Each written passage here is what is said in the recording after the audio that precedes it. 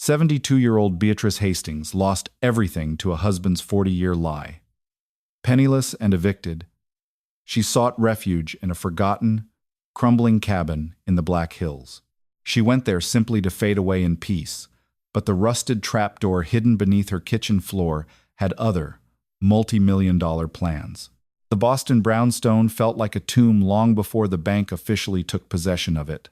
Beatrice Hastings stood in the center of the mahogany-paneled living room, a single battered leather suitcase resting at her feet.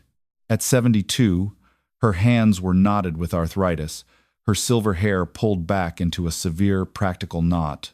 She stared at the faint rectangular outlines on the wallpaper where her cherished oil paintings had hung just weeks prior. They had all been auctioned off, along with the antique silver, the Persian rugs, and the illusion of a life well lived.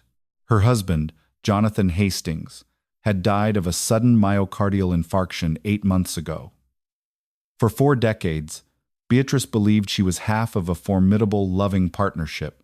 Jonathan was a successful commercial developer, a man of booming laughter and expensive suits. Beatrice had dedicated her life to him, managing their social calendar, hosting galas, and maintaining the immaculate facade of Boston elite. They had no children, a quiet sorrow Beatrice had buried under decades of devotion to her marriage. She had trusted him implicitly. That trust was utterly decimated on a rainy Tuesday morning in the sterile, fluorescent-lit office of Gregory Hughes, the estate attorney. "I don't understand, Gregory," Beatrice had said, her voice barely a whisper as she stared at the ledger pushed across the polished mahogany desk. "Where is the pension? The retirement accounts? The liquid assets?" Gregory, a man who had dined at her table countless times, refused to meet her eyes. He adjusted his glasses, staring down at the thick manila folder. Jonathan took out a second, third, and fourth mortgage on the brownstone. He leveraged the retirement accounts heavily in high-risk offshore investments that went completely under. But that isn't the entirety of the drain. It took 20 agonizing minutes for the whole truth to bleed out. For the past 15 years, Jonathan had been funneling hundreds of thousands of dollars to a woman named Diane in Seattle. He had purchased a home for her, funded a lavish lifestyle, and essentially financed a parallel existence on the opposite side of the country. When Jonathan's heart finally gave out, he left Diane with a fully paid-off estate and a hefty, untouchable life insurance policy. He left Beatrice with a mountain of insurmountable debt, a voided bank account, and a notice of foreclosure. The betrayal did not just break Beatrice's heart, it shattered her reality. The grief she felt over his death violently morphed into a blinding, suffocating humiliation. Friends she had known for decades suddenly stopped returning her calls, quietly distancing themselves from the scandal of bankruptcy. She was entirely, profoundly, alone. As the movers hired by the bank began hauling away the heavy oak dining table, Beatrice opened her purse and looked at the single document that Gregory had handed back to her with a look of profound pity. It was a yellowed, water-stained deed. It was the only asset the creditors hadn't bothered to seize, simply because it was deemed legally and financially worthless. The deed belonged to a small plot of land deep in the Black Hills of South Dakota, passed down to Beatrice by her estranged, eccentric grandfather, Silas Montgomery. Silas had been a paranoid prospector and a hoarder who died in the late 1980s. The property contained nothing but an off-the-grid, rotting timber cabin perched on a rocky, unforgiving hillside. It had no plumbing, no electrical grid connection, and no road access for the last 2 miles. The county tax assessor had valued it at less than the cost of the paper it was printed on. With exactly $412 to her name, Beatrice walked out of her Boston home for the last time. She didn't look back. She took a cab to the Greyhound station, purchased a one-way ticket westward, and began a grueling 3-day journey across the country. The bus ride was a physical and psychological torment. Beatrice sat crammed against a window, her aching joints protesting the stiff seats, watching the manicured landscapes of New England slowly yield to the flat, endless sprawl of the Midwest. And finally, the jagged, imposing silhouettes of the South Dakota mountains. She survived on gas station crackers and tepid water, her mind looping through decades of memories, scanning them for the cracks she had missed. Every smile Jonathan had given her, every late-night business trip, now appeared as a sickening mockery. When the bus finally deposited her in the small, dusty tourist town of Custer, she felt as though she had arrived at the end of the earth. She used a chunk of her remaining cash to hire a local teenager with a rusted pickup truck to drive her as far up the mountain as the overgrown logging road would allow. "You sure about this, ma'am?" the teenager asked, eyeing her sensible tweed coat and rolling suitcase as he threw the truck into park. The road had vanished into a tangle of dense pine and wild brush. "Ain't nothing up there but coyotes and old timber." "I am quite sure, thank you," Beatrice replied, her voice firm despite the tremor in her hands. She walked the final 2 miles uphill. The altitude burned her lungs, and her suitcase caught on every exposed root and jagged rock. By the time the silhouette of the cabin finally emerged through the dense canopy of ancient pines, the sun was dipping below the horizon, casting long, skeletal shadows across the property. The cabin was a horrific sight. The porch roof had caved in on one side. The windows were opaque with decades of grime, and the timber was gray and splintered. It looked less like a shelter and more like a decaying carcass left to rot in the woods. Beatrice stood in the chilling evening breeze, totally stripped of her former life, looking at the ruin. She had come here because she had absolutely nowhere else to go. She had come here to hide. She pushed open the heavy front door, the rusted hinges screaming into the silent forest, completely unaware that this decaying wooden box was hiding a secret that would rewrite the rest of her life. The first 3 weeks in the Black Hills were a brutal education in survival.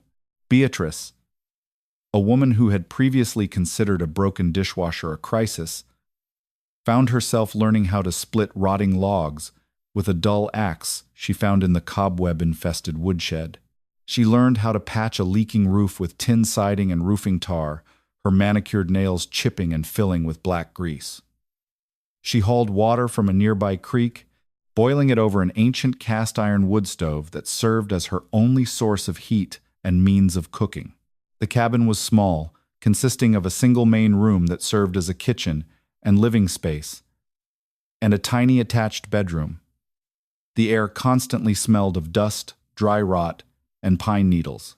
Yet, amidst the physical agony of her new existence, Beatrice found a strange, quiet peace. There were no pitying glances here. There were no debt collectors. There was only the sound of the wind moving through the pines, and the immediate, primal necessity of staying warm and fed. The rage and sorrow of Jonathan's betrayal still burned in her chest, but the physical labor began to forge it into a cold, hard resilience. Late October brought the first true test of her endurance. The sky over the mountains turned the color of bruised iron, and the barometric pressure plummeted, making Beatrice's arthritic knees ache terribly. By late afternoon, a ferocious autumn storm slammed into the Black Hills. The wind howled like a wounded animal, tearing at the cabin's loose shingles. Freezing rain lashed horizontally against the thin window panes, rattling the glass so violently Beatrice feared it would shatter inward. The temperature inside the cabin plummeted. She fed the wood stove until the iron belly glowed a dull cherry red, wrapping herself in 3 heavy wool blankets she had scavenged from a cedar chest in the corner. As night fell, the storm intensified. Beatrice sat in a rocking chair near the stove, reading an old paperback by the flickering light of a single kerosene lamp. It was during a particularly vicious gust of wind that she noticed it. The flame inside her kerosene lamp, which sat on the heavy oak dining table in the center of the room, fluttered violently and nearly went out. Beatrice frowned, clutching her blankets tighter. She looked toward the windows, but they were sealed shut, stuffed with rags to block the drafts. She looked toward the door, but it was deadbolted and barred. Then she felt it. A distinct, freezing current of air swirling around her ankles. She lowered her gaze to the floor. The center of the cabin was covered by a massive, hideous braided rug, dark brown and stiff with decades of accumulated dirt. It was positioned directly under the table. As another gust of wind hit the exterior of the cabin, Beatrice watched in disbelief as the edge of the heavy rug visibly lifted, hovering an inch off the floorboards before slapping back down. The draft wasn't coming from outside. It was coming from underneath. Curiosity overpowering her exhaustion, Beatrice set her book down.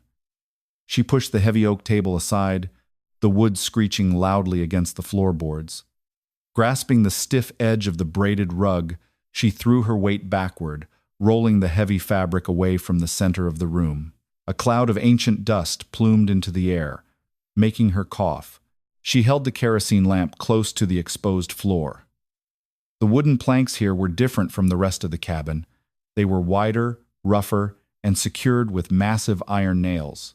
But it was the seams between the boards that caught her attention.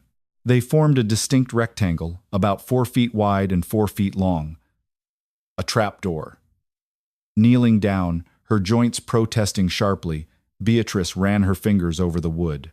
She found a recessed iron ring sitting flush with the planks, heavily oxidized and caked with grime. She gripped it and pulled. It didn't budge. Determination flared in her chest. This cabin had belonged to Silas Montgomery, a man renowned in her family's hushed whispers for his extreme paranoia and distrust of banks. Beatrice remembered her mother mentioning that Silas had hoarded everything. What was he hiding beneath the floorboards? She went to the corner where she kept her meager tools and returned with a heavy iron crowbar. She jammed the wedged end into the seam of the trapdoor and pushed down with all her meager weight. Wood splintered. The rusted iron shrieked. Beatrice gritted her teeth, ignoring the sharp pain shooting up her arms, and leaned her entire body onto the bar. With a loud crack, the seal broke. The trapdoor heaved upward, releasing a blast of stale, frigid air that smelled of damp earth and old leather. Beatrice hooked her fingers under the heavy wooden lid and threw it back. It slammed against the floor with a heavy thud. She held the lantern over the opening. Instead of a shallow root cellar, the yellow light revealed a set of poured concrete steps descending steeply into absolute darkness. The walls of the stairwell were reinforced with thick timber shoring, reminiscent of an old mine shaft. Fear prickled at the back of her neck, but it was quickly swallowed by a fierce, undeniable intrigue. She had survived a husband's 40-year lie and the complete destruction of her life. A dark basement was not going to stop her. Gripping the railing, a thick iron pipe bolted to the wall, Beatrice slowly descended. 10 steps. 20 steps. The air grew significantly colder, yet strangely dry. When she finally reached the bottom, her boots met a solid concrete floor. She raised the lantern, her eyes widening as the shadows retreated. She was standing in a massive, subterranean room, at least 3 times the size of the cabin above. It was entirely reinforced with concrete. The walls were lined with heavy metal shelving units, bowing under the weight of dozens of identical military-grade wooden crates. In the center of the room sat a heavy steel desk. Atop the desk was a thick, leather-bound ledger, perfectly preserved in the dry, cold air. Beatrice approached the desk, her heart hammering against her ribs. She brushed a thin layer of dust off the ledger and opened it. The first page bore a date written in elegant, fading ink. The 14th of October, 1933. Beneath the date was her grandfather's signature, Silas Montgomery. Beatrice turned slowly toward the nearest metal shelf. She set the lantern down on the desk, picked up the crowbar she had carried down with her, and approached the first wooden crate. It was heavily nailed shut, stamped with faded black lettering that was too smudged to read. Breathing heavily, she jammed the crowbar under the wooden lid of the crate and pried. The old wood gave way easily. She dropped the crowbar, her hands shaking uncontrollably, and lifted the lid. What lay inside caught the yellow light of the kerosene lantern, throwing a brilliant, blinding reflection across the concrete walls. Beatrice gasped, stumbling backward and clutching her chest, realizing in an instant that her life as a penniless, discarded widow was officially over. The kerosene lantern trembled in Beatrice's grip, casting wild, dancing shadows against the subterranean concrete. Inside the crate, nestled between thick layers of oilcloth and dry sawdust, were dozens of heavy canvas bank bags. They were stamped with the faded insignia of the Federal Reserve Bank of Minneapolis, dated 1931. Beatrice set the lantern on the steel desk and reached into the crate. The canvas was stiff, the drawstring brittle. As she pulled the knot loose, a heavy, metallic slipping sound echoed in the quiet room. She tipped the bag forward. A cascade of heavy, perfectly preserved gold coins spilled onto the dusty floorboards. They did not gleam with the bright, cheap luster of modern jewelry. They possessed the deep, heavy, unmistakable glow of solid gold. Beatrice fell to her knees, her arthritic joints screaming in protest, and picked one up. It was incredibly heavy for its size. The face of the coin depicted Lady Liberty holding a torch, surrounded by stars. The date stamped at the bottom read 1927. She crawled back to the steel desk and opened the leather-bound ledger. Her grandfather, Silas Montgomery, had not been the crazed, paranoid hoarder her mother had always claimed. He had been a ruthless, remarkably prescient industrialist. As Beatrice read the meticulous, handwritten entries, a picture of staggering foresight emerged. In the late 1920s, sensing the impending catastrophic collapse of the American banking system, Silas had systematically and covertly liquidated his massive shipping and lumber empires. He didn't trust the banks, and he certainly didn't trust the government. Over a period of 5 years, he converted his entire liquid fortune into untraceable hard assets, primarily uncirculated St. Gaudens Double Eagle gold coins and high-denomination bearer bonds. He had constructed this bunker in absolute secrecy, employing miners from out of state who were paid in cash and sent on their way. Then he had retreated into the woods, living a life of intentional, performative poverty to ensure no one would ever come looking for his wealth. He had died of a sudden stroke before he could pass on the secret to Beatrice's mother, leaving the fortune entombed beneath a rotting floor for decades. Beatrice began to walk down the aisles of the reinforced shelving. There were 42 crates in total. According to the final entry in Silas's ledger, dated just weeks before his death, the bunker contained exactly 40,000 ounces of gold, alongside a watertight lockbox containing bearer bonds that were likely obsolete, though the gold certainly was not. Even with her limited knowledge of current commodities markets, Beatrice knew the price of gold hovered somewhere around $2,000 an ounce. Her mind violently rejected the mathematics, stalling on the sheer impossibility of the number. $80 million. She was standing in a damp, freezing bunker beneath a condemned cabin, staring at $80 million. For a long time, Beatrice simply sat in the darkness, the silence of the underground room pressing against her ears. The profound betrayal she had suffered at the hands of Jonathan, just weeks prior the eviction, the humiliation, the sheer terror of starvation, collided with the reality of the immense fortune resting at her feet. A strange, terrifying sound bubbled up from her chest. It was laughter. It was a harsh, ragged, unhinged sound that bounced off the concrete walls. She laughed until tears carved tracks through the grime on her face, mourning the life she had lost and the absurd, miraculous cruelty of the universe. When the hysteria finally subsided, a cold, diamond-hard clarity took its place. She could not simply walk into the local bank in Custer and deposit $80 million in gold coins. Questions would be asked.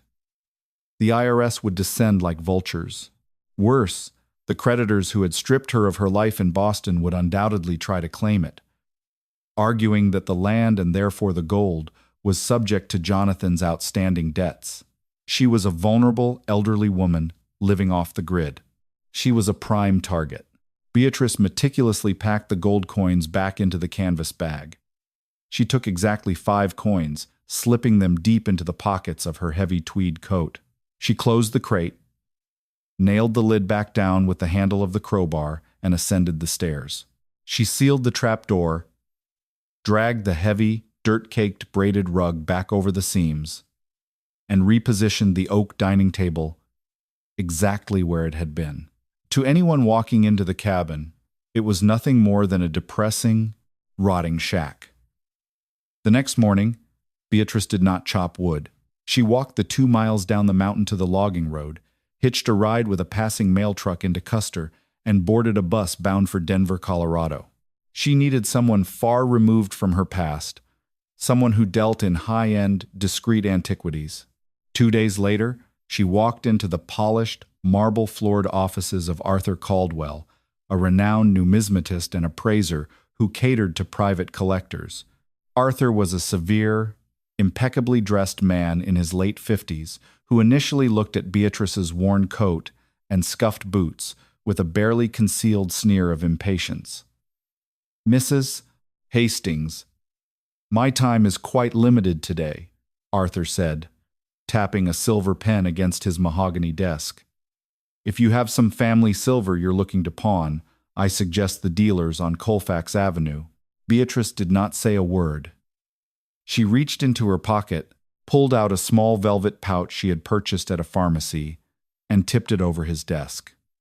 The 1,927 St. Gaudens double eagles hit the polished wood with a heavy, authoritative clatter. Arthur's silver pen dropped from his hand. He went completely rigid. Slowly, reverently, he reached into his desk drawer, retrieved a jeweler's loupe, and screwed it into his right eye. He picked up the nearest coin with a pair of cotton-tipped tweezers, holding it up to the harsh light of his desk lamp. The silence in the office stretched into agonizing minutes. Arthur examined every edge, every star, every microscopic detail of the mint mark. When he finally lowered the coin, his face was completely drained of color. "Mrs. Hastings," Arthur whispered, his voice trembling. "These are uncirculated. Pristine condition. Where on earth did you get these?" "They belong to my family," Beatrice said, her voice perfectly level. "Are they worth anything, Mr. Caldwell?" Arthur swallowed hard. "The spot price of the gold alone is substantial. But these are numismatic holy grails. A1927D double eagle in this condition could easily fetch upward of $2 million at auction. Each." Beatrice did not blink. She simply leaned forward, resting her arthritic hands on the edge of his desk. "Mr. Caldwell, I have thousands of them, and I need a lawyer." Within 48 hours, Beatrice Hastings' reality shifted from desperate survival to absolute, aggressive control. Arthur Caldwell, terrified of losing the commission of a lifetime, introduced her to Harrison Miller, a senior partner at one of Denver's most ruthless corporate wealth management and litigation firms. Harrison was a shark in a bespoke suit, a man who specialized in shielding vast fortunes from taxes, creditors, and prying eyes. Sitting in his top-floor boardroom overlooking the Rockies, Beatrice laid out the entirety of her situation. She told him about Jonathan's betrayal, the bankruptcy, the offshore accounts, the mistress in Seattle, and the vultures waiting to pick her bones clean back in Boston. "I do not want my husband's creditors to see a single cent of this," Beatrice stated, sipping a cup of black tea. "This gold belonged to Silas Montgomery. It belongs to me.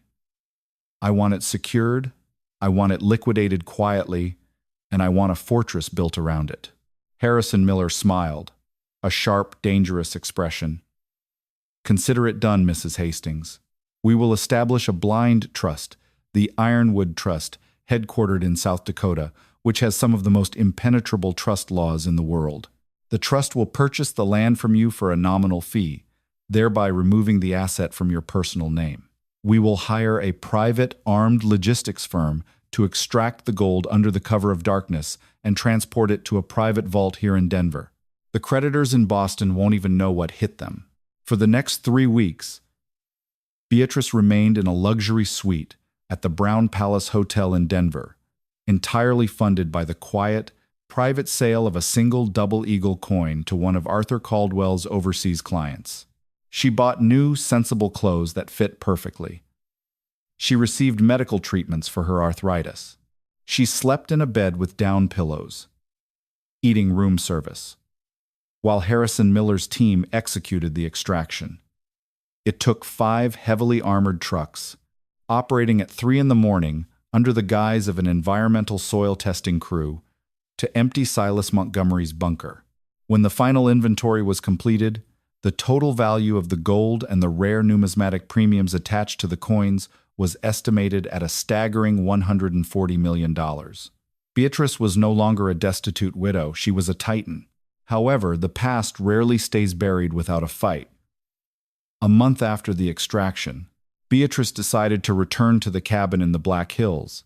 She had grown strangely attached to the quiet isolation of the mountains, and she intended to use a fraction of her new wealth to completely rebuild the property into a modern, off-grid sanctuary. She was sitting on the sagging front porch, sketching architectural plans in a leather notebook, when the growl of a heavy engine shattered the afternoon peace. A sleek, black Lincoln Navigator, completely out of place on the rugged, muddy logging road, forced its way through the brush and parked aggressively near the woodshed. The driver's side door opened, and a familiar figure stepped out into the crisp mountain air. It was Gregory Hughes, her late husband's estate attorney. He was wearing an expensive Italian topcoat, his polished dress shoes immediately sinking into the damp earth. He looked around the property with a mixture of profound disgust and predatory triumph. Beatrice slowly stood up, closing her notebook. She felt a brief, phantom spike of the terror she had felt in his Boston office, but it was quickly extinguished by the absolute power she now wielded. "Gregory," Beatrice said softly, "you're a long way from Massachusetts." Gregory trudged toward the porch, clutching a thick leather briefcase. "Beatrice, look at you. Look at this place. It's a tragedy, really. But I'm afraid I bring difficult news." "You always do," she replied, not offering him a seat. Gregory cleared his throat, opening his briefcase and withdrawing a stack of legal documents stamped with red ink. "As you know, Jonathan's estate was massively underwater. During a forensic audit of his hidden assets, the bank discovered a cross-collateralization agreement filed 12 years ago. It seems Jonathan used this exact plot of land as collateral against a $500,000 bridge loan for a commercial project that went bankrupt." Beatrice's eyes narrowed. "Jonathan had no legal right to leverage this land. It was deeded exclusively to me by my grandfather." Gregory offered a practiced, sympathetic sigh. "Yes. Well, the document bears your signature, Beatrice, as a co-signer. Now, I understand you claim you knew nothing about his business dealings, but the law is the law. The bank is foreclosing on this property. They intend to auction the land next month to recoup a fraction of their losses." Beatrice stared at him. The sheer audacity of Jonathan's betrayal was breathtaking. He hadn't just drained their joint accounts and their home. He had actively forged her signature to mortgage the worthless, rotting patch of dirt he thought was her last remaining refuge. "However," Gregory continued, his voice dropping to a confidential murmur, "I convinced the bank executives to show some mercy, given your age and destitute circumstances. If you sign this quitclaim deed today, surrendering all rights to the property without a legal fight, they have authorized me to issue you a cashier's check for $10,000. It's enough for you to get an apartment in a decent assisted living facility, Beatrice. Take the money. Walk away from this ruin." He held out a sleek silver pen, identical to the one Arthur Caldwell had dropped. Beatrice looked at the pen, then at the eviction notice, and finally up at Gregory's smug, patronizing face. He believed he held all the cards. He believed he was graciously putting a suffering animal out of its misery. He had absolutely no idea that the ground he was standing on had already been hollowed out, and the treasure he unknowingly represented the bank in trying to steal was already sitting in a reinforced vault 400 miles away, legally walled off by an army of Denver's most vicious attorneys. Beatrice smiled. It was not a warm smile. It was the smile of a woman holding the pin of a live grenade. "Gregory," she said, her voice echoing sharply against the ancient pine trees. "Do you know what my grandfather kept beneath the floorboards of this cabin?" Gregory Hughes froze, his condescending smile faltering. He adjusted his expensive glasses, peering at Beatrice, as if she had finally snapped under the weight of her poverty. "What are you talking about, Beatrice?" he asked, his tone dripping with practiced patience. "There is nothing beneath these floorboards except dirt, termites, and dry rot. Now, please, sign the quitclaim deed so we can both get out of this dreadful cold." "I think," Beatrice said, her voice dropping to a deadly, icy whisper, "you should come inside and see for yourself." Without waiting for his reply, she turned and walked through the heavy front door. Gregory hesitated for a fraction of a second before his inherent arrogance propelled him forward. He followed her into the dimly lit, dust-choked cabin, clutching his leather briefcase as if it were a shield against the grime. Beatrice did not say a word. She calmly gripped the edge of the heavy oak dining table and pushed it aside. Then, she pulled back the thick, filthy braided rug. Gregory watched in bewildered silence as she hooked the iron crowbar into the recessed ring of the floorboards and heaved the heavy trapdoor open, releasing a draft of cold, stale subterranean air into the room. "Look," she commanded. Gregory stepped forward cautiously, pulling a silver flashlight from his overcoat pocket. He shined the beam down the poured concrete steps. Curiosity overriding his disgust, he descended into the bunker, his polished Italian shoes clicking sharply against the stone. Beatrice followed closely behind him, carrying the kerosene lantern. As Gregory's flashlight swept across the massive, timber-reinforced room, his jaw went slack. The beam illuminated the dozens of heavy military-grade wooden crates, all sitting open, their lids pried off. "What is this?" Gregory breathed, stepping toward the nearest shelving unit. He reached out, his fingers brushing against the empty canvas bags and the residual sawdust. What was down here? Beatrice stood by the steel desk, resting her hand on Silas Montgomery's leather-bound ledger. $80 million in 1927. D. St. Gaudens double eagle gold coins, she stated, her voice echoing off the concrete, appraised with their numismatic premium at roughly $140 million, placed here by my grandfather Silas Montgomery, in the autumn of 1933. Gregory's entire body jerked as if he had touched a live electrical wire. The blood violently drained from his face, leaving him a ghastly shade of gray. His eyes darted frantically from the empty crates to Beatrice, his mind desperately trying to process the sheer, impossible magnitude of the numbers she had just spoken. Then, the shock morphed into a desperate, ravenous greed. The mask of the polite, sympathetic attorney evaporated entirely. "Where is it?"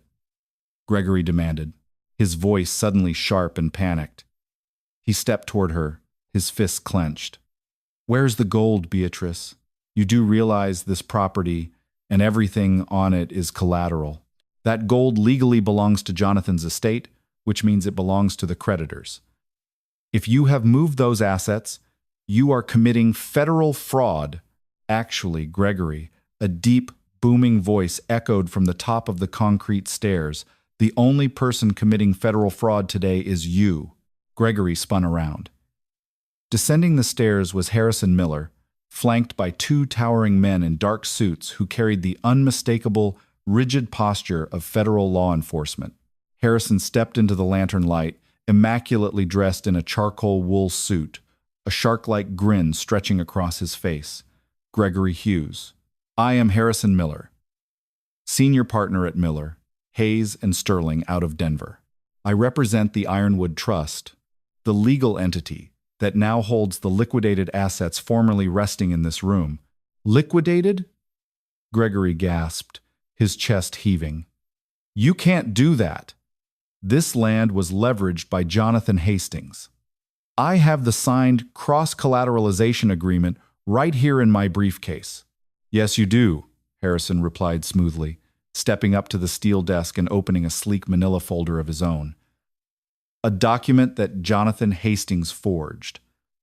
My forensic document examiners, working in tandem with the FBI's white-collar crime division represented by Special Agents Davis and Clark, right behind me, have definitively proven that Beatrice Hastings' signature on that 2014 bridge loan was fabricated. Jonathan traced it from an old tax return. Gregory staggered backward, bumping into a metal shelf. The bank didn't know that. We acted in good faith. Please, Gregory, do not insult my intelligence. Harrison laughed, a cold, humorless sound. We subpoenaed your firm's internal communications 3 days ago. We have the emails. You and the bank executives discovered the forgery 6 months ago during the initial estate audit. But instead of reporting the felony, you decided to quietly enforce the illegal foreclosure on an elderly widow, hoping to sweep the bad loan under the rug before the federal regulators caught wind of your bank's toxic, unverified lending practices. Harrison stepped closer, towering over the corrupt attorney. Furthermore, even if the loan had been legal, uncirculated numismatic coins are classified as untraceable personal property, entirely distinct from real estate deeds. But that's a moot point now, because the FBI is actively raiding your Boston offices as we speak. Gregory Hughes dropped his expensive leather briefcase. It hit the concrete floor with a dull, pathetic thud. The eviction notices spilled out, scattering across the dust like dead leaves. He looked at Beatrice, his eyes wide with a sudden, suffocating terror. He was not just looking at a ruined career.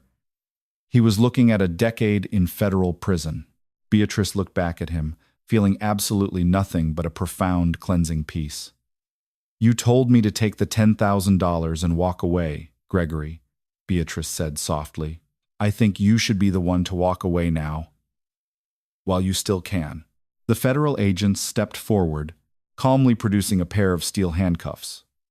As the metallic clicks echoed through the empty bunker, Beatrice turned her back on the man who had helped dismantle her life.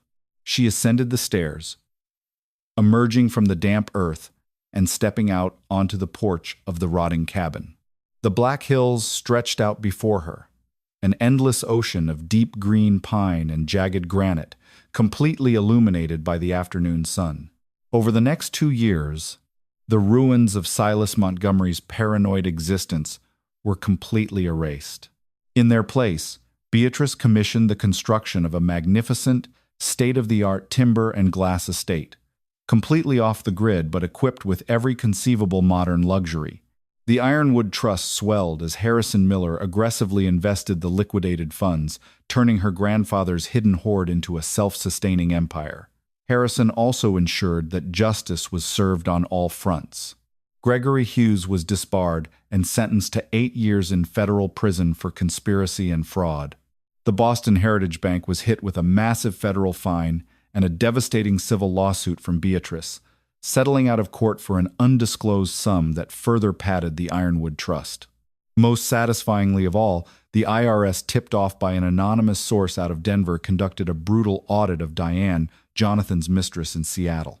They discovered that the home Jonathan had purchased for her was funded entirely by embezzled corporate money.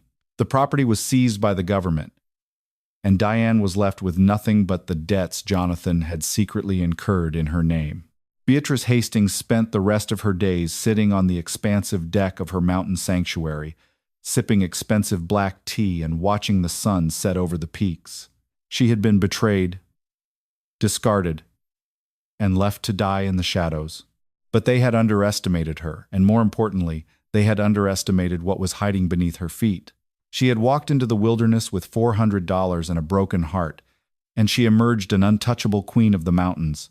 Beatrice's journey from a discarded, penniless widow to a multi-millionaire outsmarting a corrupt attorney is the ultimate tale of karma and resilience. If this incredible true story of underground treasure and brilliant revenge kept you on the edge of your seat, hit that like button.